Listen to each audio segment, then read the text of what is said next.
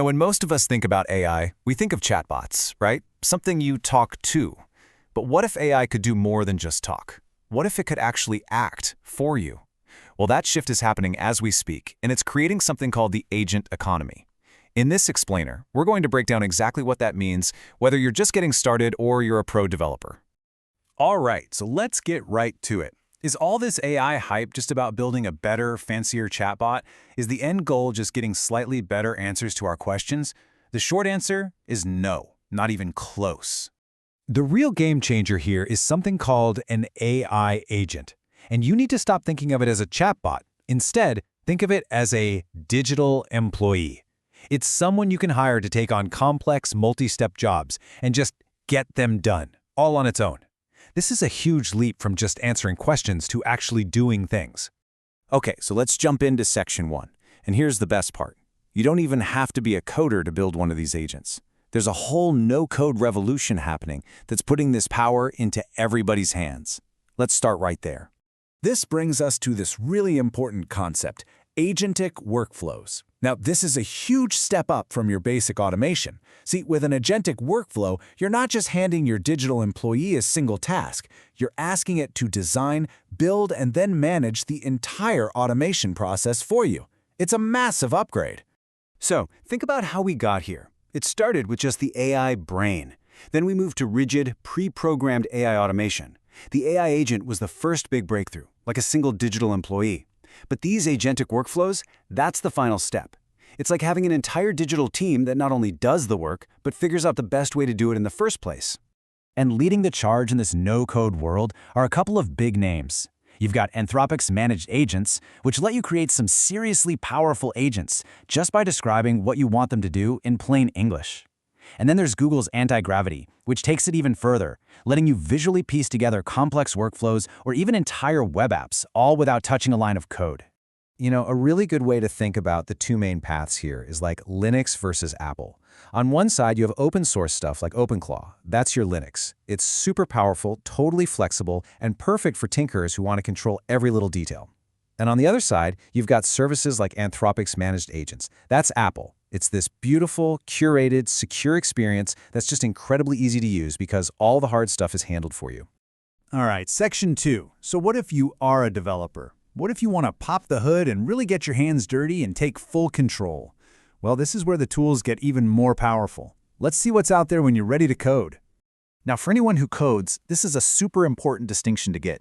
You've got the standard client SDK that's basically just a wire. It gives you API access to the AI model, and that's about it. But then you have the agent SDK, and that is a whole different ballgame. It's a fully functioning agent, right out of the box, already packed with tools to do things like read files, run code, and even manage its own memory. And if you dig into a project, you'll find this hidden little gem, the .claude folder. Think of this as your agent's brain or its command center. This is where you can write specific rules like, hey, never touch my personal files. Or you can build totally custom skills like teaching it how to use your company's internal software. This is where the real customization happens. And the stuff people are building with this is, well, it's just so clever. Like, there's this one user who had a brilliant idea. Instead of trying to get an image model to make Instagram carousels, they realized they could just ask Claude, which is amazing at coding, to generate the HTML code for the carousels. It's a totally creative, non-obvious solution that gives them perfectly clean, consistent designs every single time. Okay, so let's move on. Because as these agents get smarter and do more things, you start running into some real-world problems, like cost, privacy, and just sheer performance. So let's talk about how you can take back control by running your own AI stack. So there's this massive problem that pretty much anyone building with agents runs into. It's called context bloat. See, every time an agent uses a tool, say to read a web page, it crams that entire web page into its short-term memory, its context window. This chews up memory like crazy, it drives up your costs, and pretty soon the agent forgets what it was even supposed to be doing. But what if I told you you could slash that data usage by 99%? Seriously, no typo. It's possible thanks to a solution called context mode. I mean, just look at these numbers. The difference is absolutely mind-blowing. Taking a snapshot of a single web page can eat up 56,000 bytes of that precious context window. But with a feature like context mode, you can crush that down to just 299 bytes. It's because instead of stuffing all the raw data into the agent's memory, it intelligently indexes it and only gives the AI the little bits it needs right when it needs them. Your agent remembers more, and your costs plummet. So if you're thinking, okay, I want total control, total privacy, you can actually build your own private stack. Here's what that looks like. You'd use a tool like Ollama to manage models locally. Then you'd run a super powerful and free model like Google's Gemma 4 right on your own machine, and you'd tie it all together with a framework like Hermes Agent. That's it. Your data never, ever leaves your computer. All right, we've talked about agents that can do things, agents that can build things.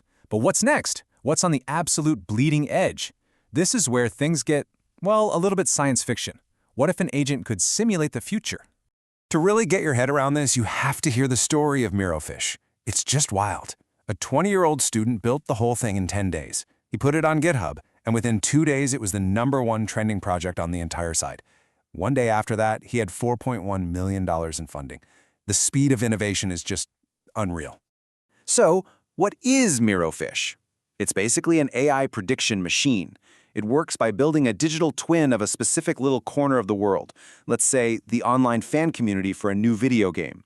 Then it fills that digital world with thousands of unique AI agents, each with its own personality and biases, to see how that community might react to, say, a new update. Okay, so how on earth does it work? It breaks down into 4 main steps. First, it reads something like a market research report to build a knowledge graph of who's who. Second, it uses that data to spin up thousands of unique AI agent personas.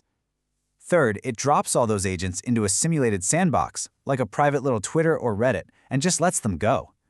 And finally, another specialized agent sits back, watches everything unfold, and reports back on the interesting patterns and trends it sees. It's basically a dress rehearsal for the future. So let's wrap this up. What's the big takeaway here? We've gone across the whole spectrum, right?